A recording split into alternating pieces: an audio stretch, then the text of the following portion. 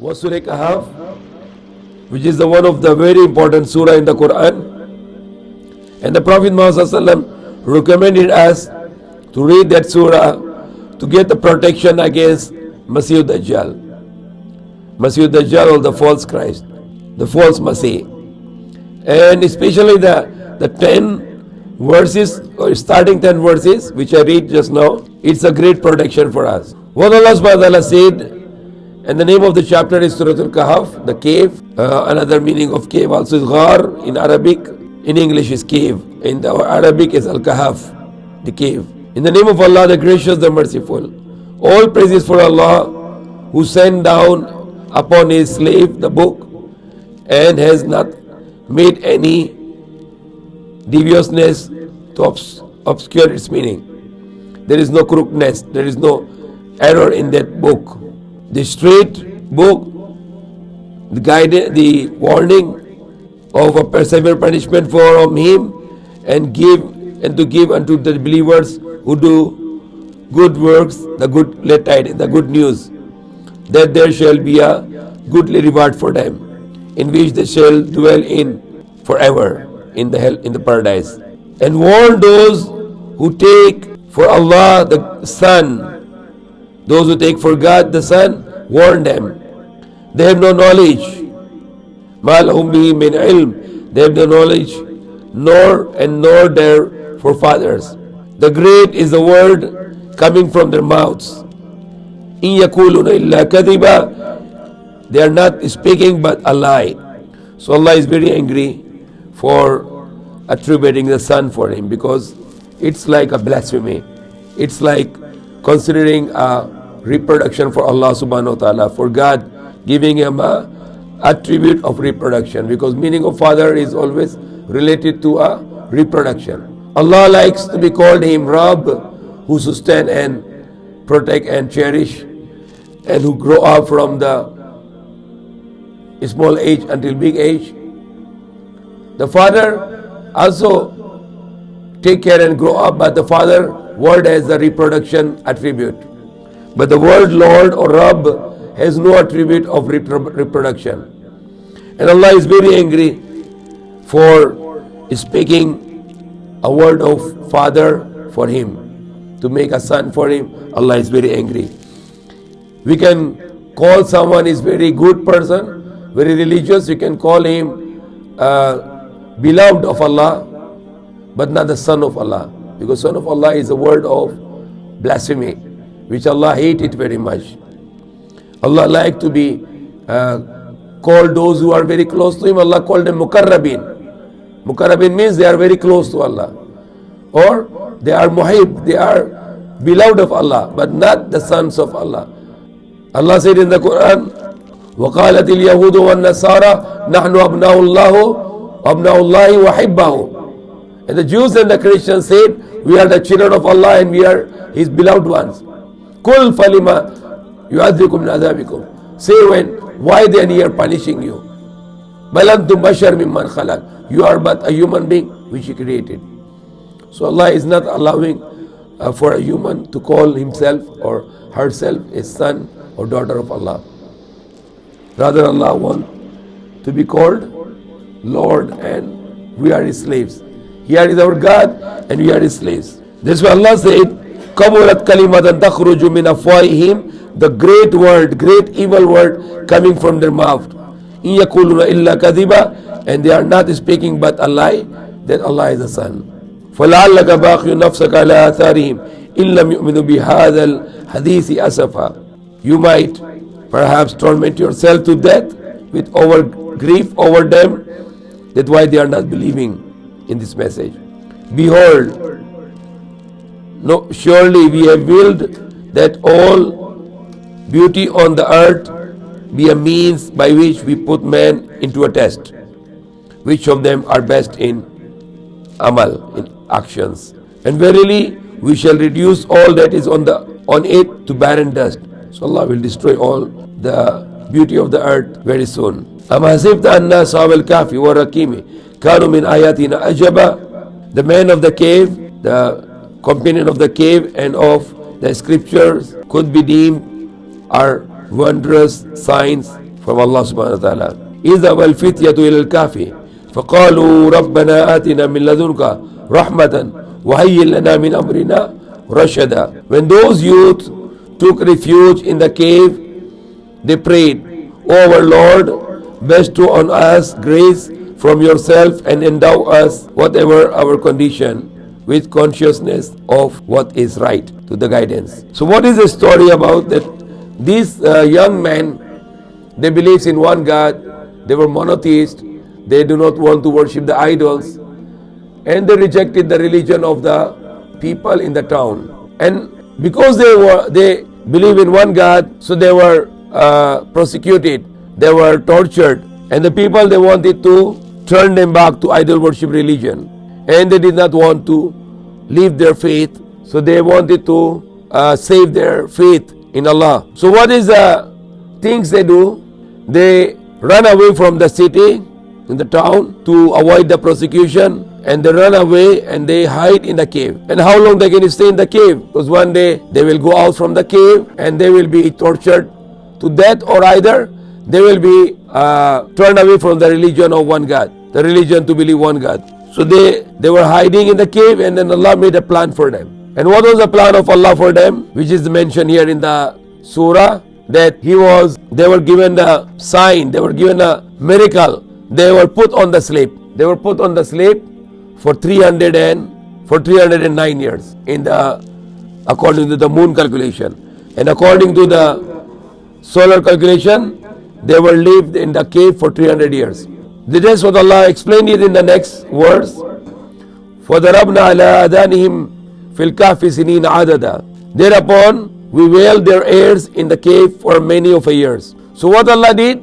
Allah forbidden their ear to have any noise in the air. They were forbidden to hear any sound in the air. So Allah make them something like without hearing.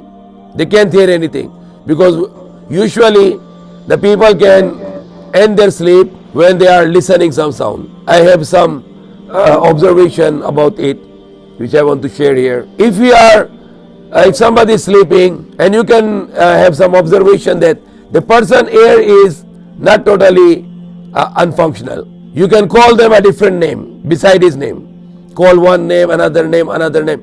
He will not respond. But when you call his name, his name, then he will hear it, and the mind will say that somebody is calling you. Then he will wake up. So even the person is sleeping, this ear has some function which can interpret to his brain.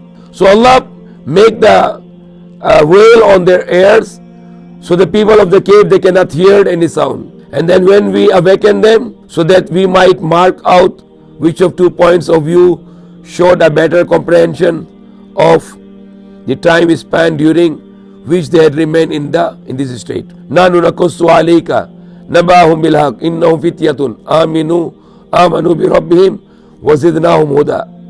We shall relate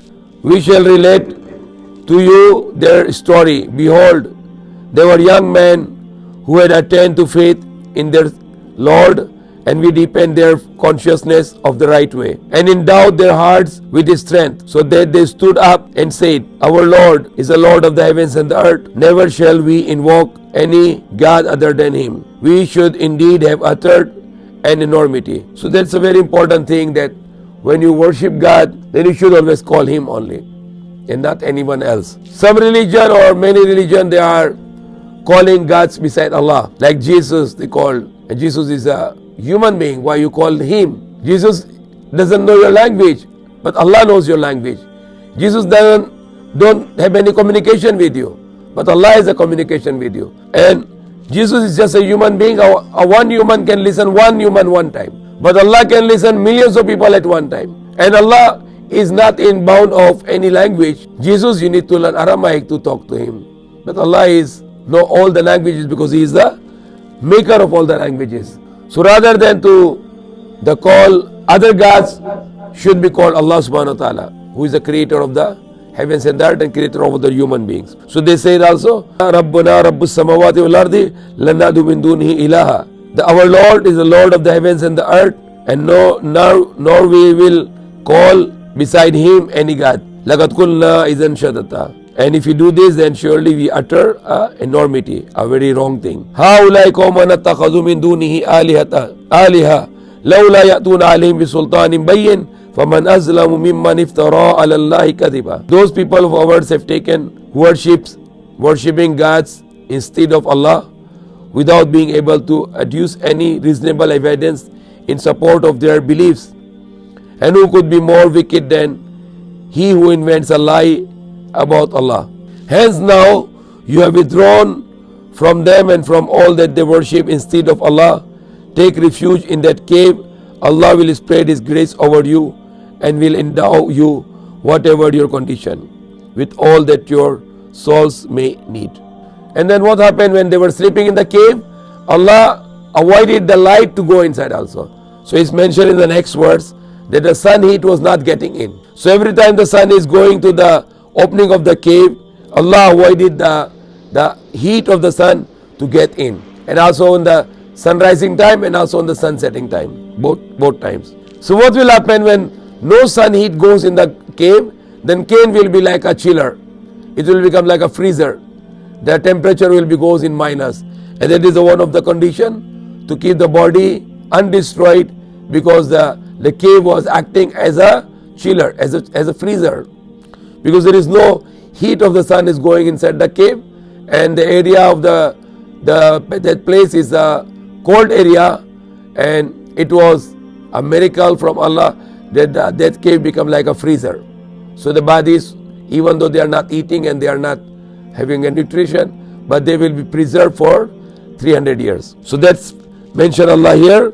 And though might have seen the sun on its rising inclining away from their cave on the right, and on its setting turn aside from them on the left, while they lived on in the spacious chamber. This of Allah's sign, he whom Allah guides, he alone has found the right way. Whereas for him whom he lets go astray, you can never find any protector who would point out the right way. وَتَحْسَبُهُمْ أَيْقَاظًا وَهُمْ رُقُودٌ وَنُكَلِّمُهُمْ ذَاتَ الْيَمِينِ وَذَاتَ الشِّمَالِ وَقَلْبُهُمْ بَاسِطٌ ذِرَاعِهِ بِالْوَسِيدِ لَوِ اطَّلَعْتَ عَلَيْهِمْ لَوَلَّيْتَ مِنْهُمْ فِرَارًا وَلَمُلِئْتَ مِنْهُمْ رُعْبًا. And you would have thought that they were awake whereas they were asleep.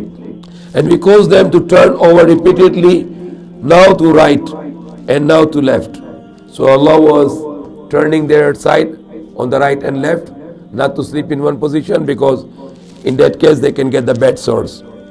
So Allah made the system through the angels to turn them on the right and left again and again while they were sleeping, because they were sleeping for 300 years, as a miracle to save them from the disbelievers and to bring them in another generation, to preach there and to spread the message there. So Allah said, if you see them, they are awake, but they were sleeping. And we caused them to turn to over repeatedly to right and left. And their dog on the threshold. And their dog was on the door of the cave, on the entrance of the cave. Its 4 paws outstretched, its legs were outstretched.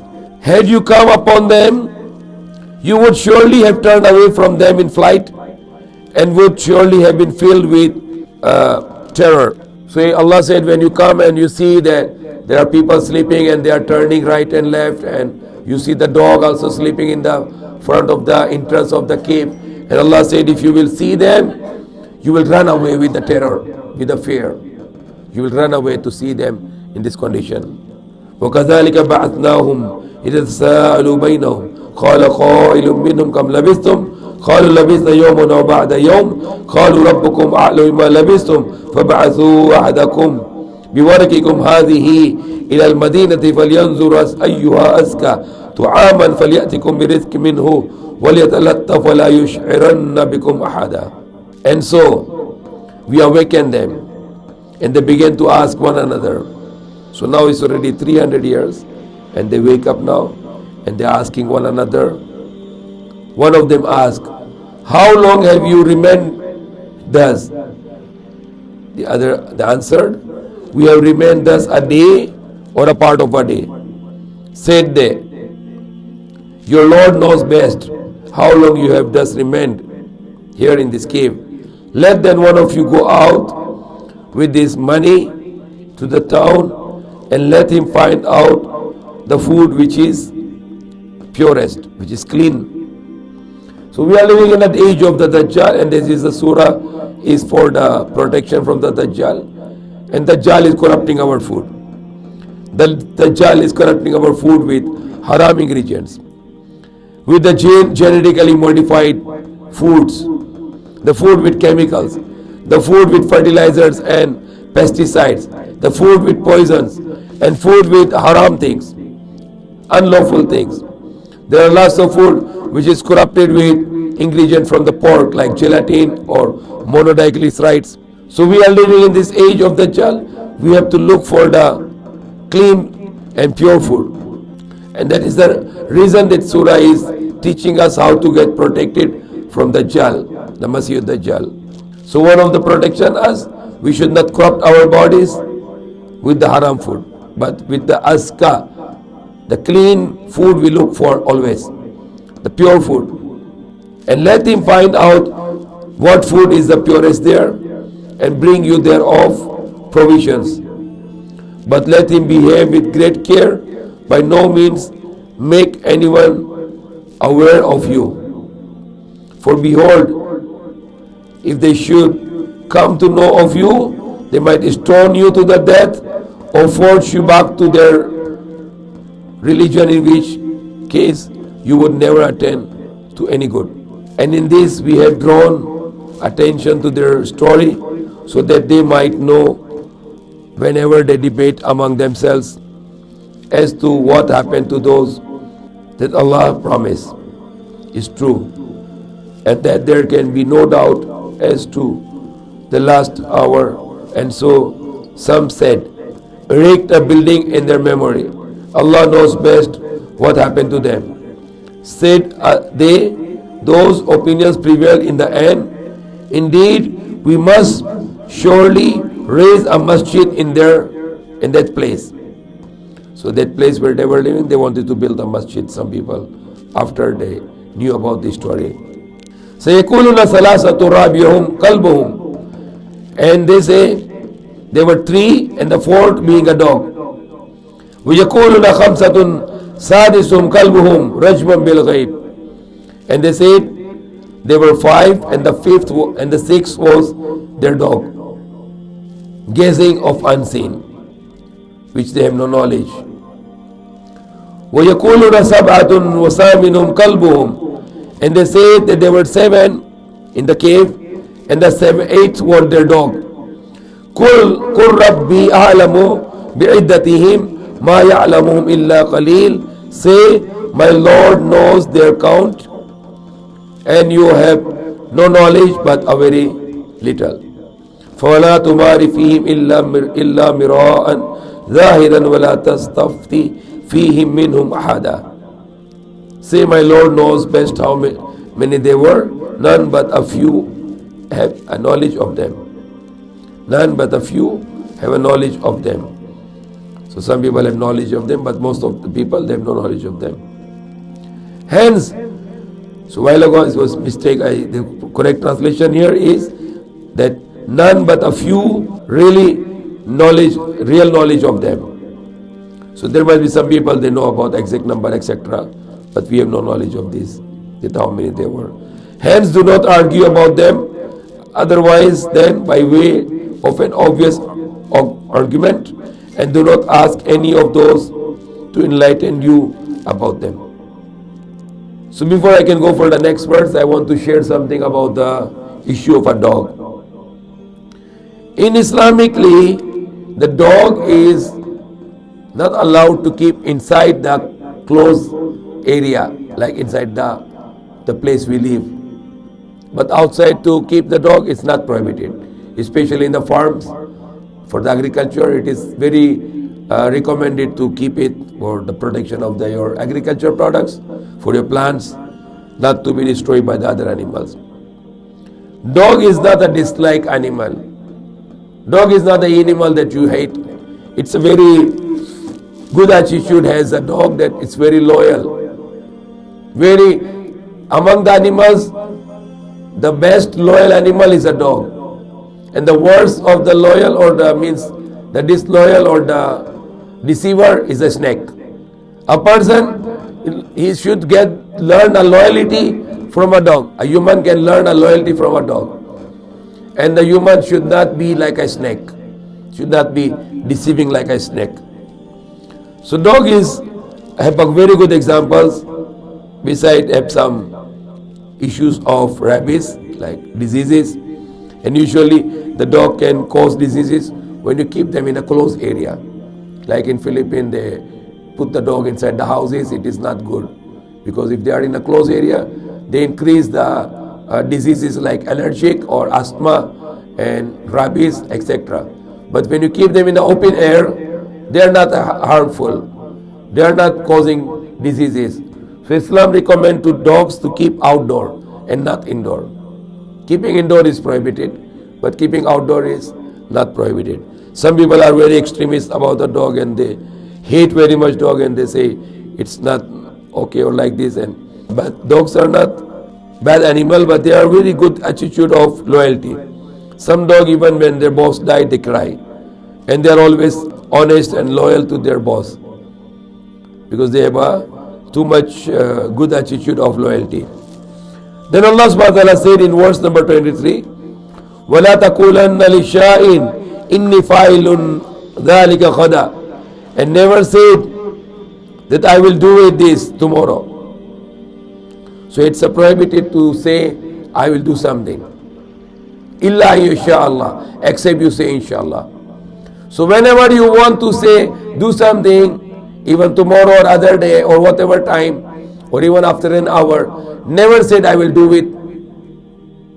But Allah said, in yasha Allah, illa ay yasha Allah, except if Allah will.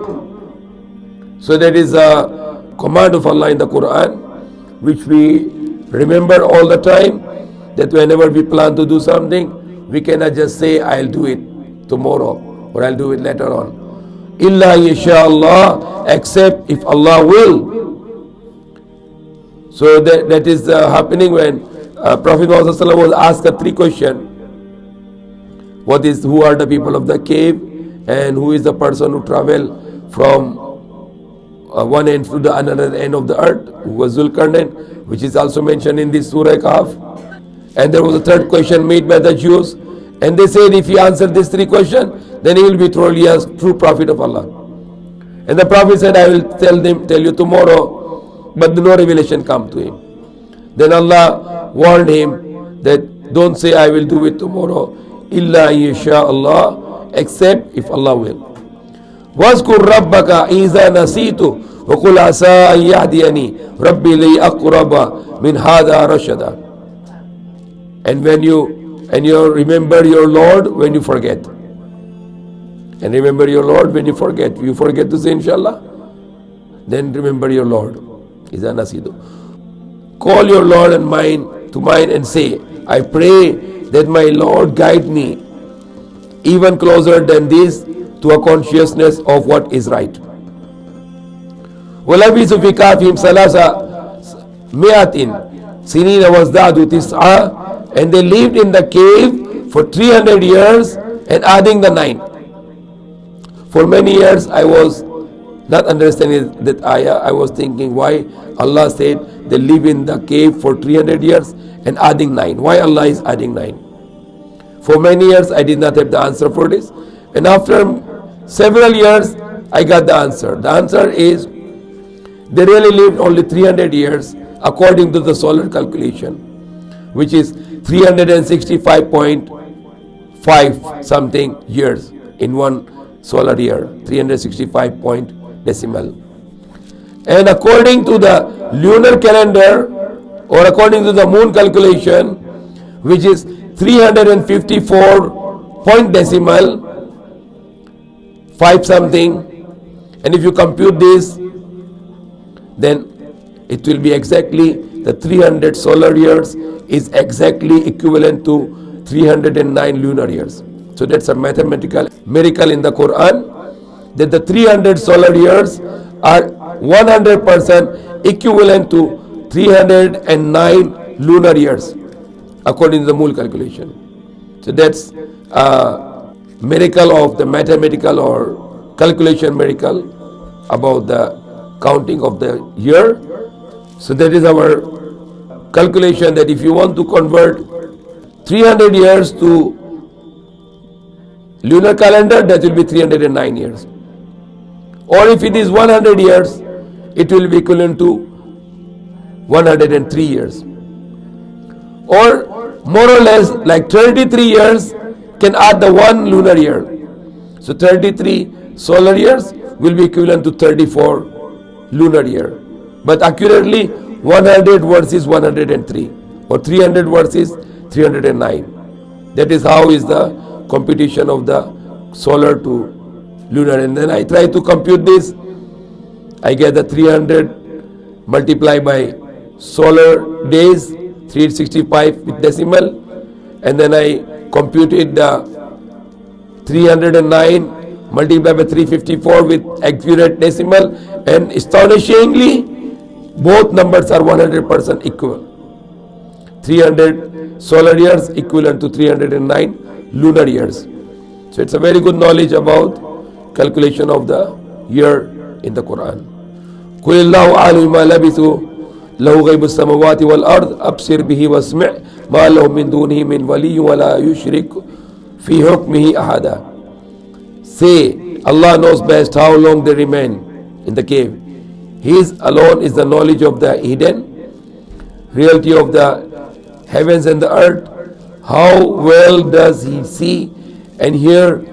No guardian have they apart from Him, since He allots to no one a share in His rule. So there is no one in His share in the rule of Allah. وَاتْلُ مَا أُوحِيَ إِلَيْكَ مِنْ كِتَابِ رَبِّكَ لَا مُبَدِّلَ لِكَلِمَاتِهِ وَلَنْ تَجِدَ مِنْ دُونِهِ مُلْتَحَدًا. And convey whatever He has been revealed to you from your Lord. Read, there is nothing that could alter His words, and you can find any refuge other than with Him, except Him. So inshallah, we are like less than a half here.